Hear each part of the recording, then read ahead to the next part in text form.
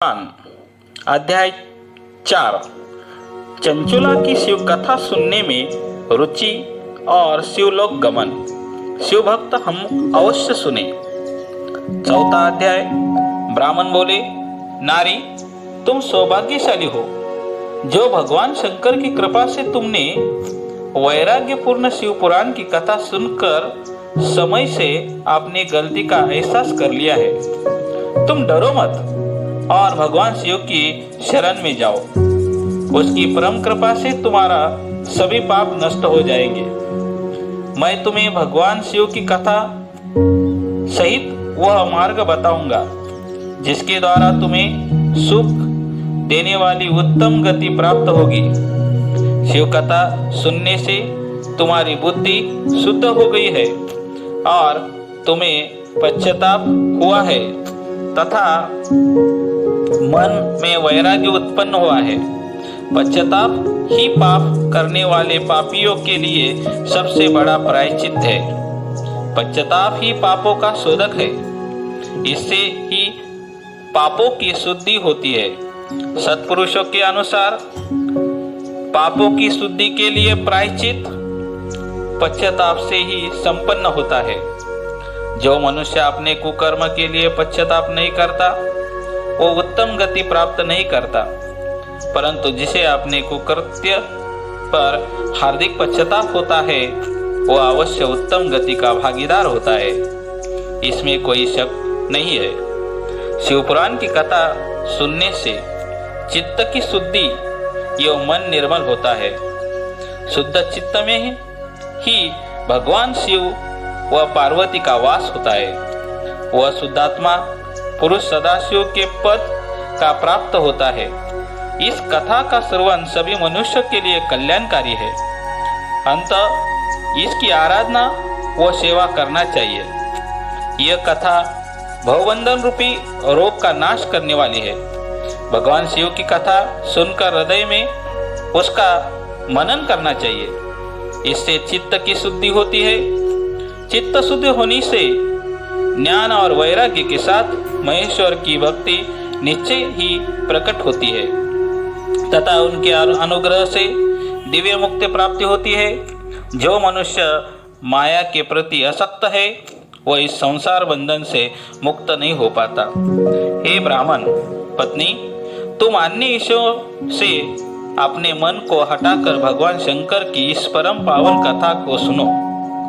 इससे तुम्हारे चित्त शुद्धि होगी और तुम्हें मोक्ष की प्राप्ति होगी। जो मनुष्य निर्मल हृदय से भगवान शिव की चरणों का चिंतन करता है उसकी एक ही जन्म में मुक्ति हो जाती है। सुत जी कहते हैं, सौनक, यह कहकर वे ब्राह्मण चुप हो गए। उनका हृदय करुणा से भर गया। वे ध्यान में मग्न हो गए। ब्राह्मण का उक्त उपदेश सुनकर चंचुला के नेत्रों में आनंद के आंसू छलक आए। वह हर्ष भरे हृदय से ब्राह्मण देवता के चरणों में गिर गई और हाथ जोड़कर बोली, मैं कृतार्थ हो गई। हे ब्राह्मण, शिव भक्तों में श्रेष्ठ स्वामी आप धन्य है। आप परमार्थदर्शी है और सदा परोपकार में लगे रहते हैं। साधो, मैं नरक के समुद्र में गिर रही हूँ। कृपा कर मेरा उद्धार कीजिए।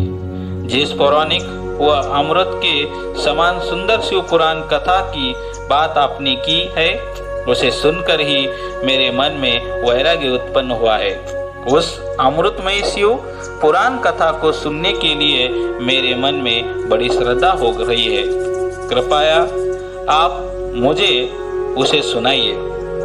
सुत जी कहते हैं, शिव पुराण की कथा सुनने की इच्छा मन के लिए हुए चंचुला उन ब्राह्मण देवता की सेवा में वही रहने लगी। उस गोकर्ण नामक महाक्षेत्र में उन ब्राह्मण देवता के मुख से चंचुला शिव पुराण की भक्ति, ज्ञान और वैराग्य बढ़ाने वाली और मुक्ति देने वाली परम उत्तम कथा सुनकर कृतार्थ हुई। उसका चित्त शुद्ध हो गया। वह अपने हृदय में शिव के सगुण रूप का चिंतन करने लगी वह सदैव शिव के सच्चिदानंदमय स्वरूप का स्मरण करती थी। तत्पश्चात अपना समय पूर्ण होने पर चंचुला ने बिना किसी कष्ट के अपनी शरीर त्याग दिया।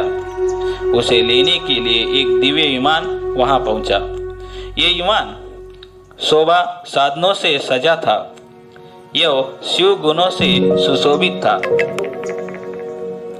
चंचुला ईमान से शिवपुरी पहुंची। उसके सारे पाप धुल गए। वह दिव्यांगना हो गई। वह गौरांगी देवी मस्तक पर अर्धचंद्र का मुकुट व अन्य दिव्य आभूषण पहने शिवपुरी पहुंची। वहां उसने सनातन देवता त्रिनेत्रधारी महादेव शिव को देखा। सभी देवता उनकी सेवा में भक्तिभाव से उपस्थित थे।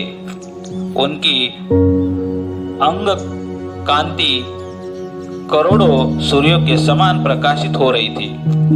5 मुख और मुख में 3-3 नेत्र थे। मस्तक पर अर्धचंद्राकार मुकुट शोभायमान हो रहा था। कंठ में नील चिन्ह था। उनके साथ में देवी गौरी विराजमान थी, जो विद्युत पुंज के समान प्रकाशित हो रही थी। महादेव जी की कांति कपूर के समान गौर थी। उनके शरीर पर श्वेत वस्त्र थे तथा शरीर श्वेत भस्म से युक्त था। इस प्रकार भगवान शिव के परम उज्ज्वल रूप के दर्शन कर चंचुला बहुत प्रसन्न हुई।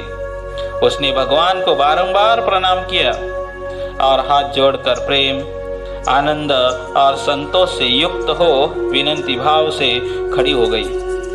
उसके नेत्रों से आनंद अश्रु की धारा बहने लगी। भगवान शंकर व भगवती गौरी उमा ने करुणा के साथ सौम्य दृष्टि से देखकर चंचुला को अपने पास बुलाया। गौरी उमा ने उसे प्रेम पूर्वक अपनी सखी बना लिया। चंचुला सुखपूर्वक भगवान शिव के धाम में उमा देवी की सखी के रूप में निवास करने लगी।